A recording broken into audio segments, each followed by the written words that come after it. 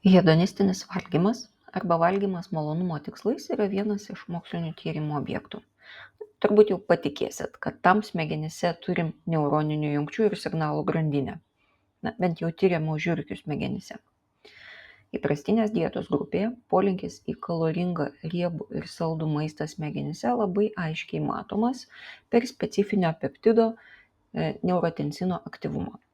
Tačiau kai žiurkėms buvo duodamas neribotas kiekis to trokštamo maisto, jos ėmė sparčiai storėti, o neurotensino poveikis ėmė slopti ir ilgainiui žiurkės ėmė nebesidomėti tokiu maistu.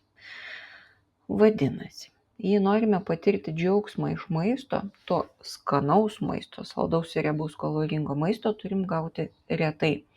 Kitaip tokio džiaugsmo neteksim kartu su liekna talija.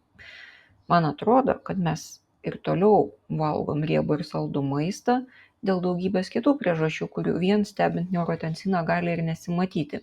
Ir iš įpročio, ir vedami vilties, kad vis tik bus skanu, ir dėl kitų cheminių reakcijų, kad ir dopamino. Galiausiai mes ne visada pripažįstame net patys savo, kad tikėjomės malonumo, bet jo negavome. Ir galbūt net bandome patys save įtikinti, kad buvo visai skanu. Nes antraip teks pripažinti, kad mums nepavyko. O tai gali būti labai nepriimtina ir visai nesusiję su maistu. Skanaus, taikos ir ramybės.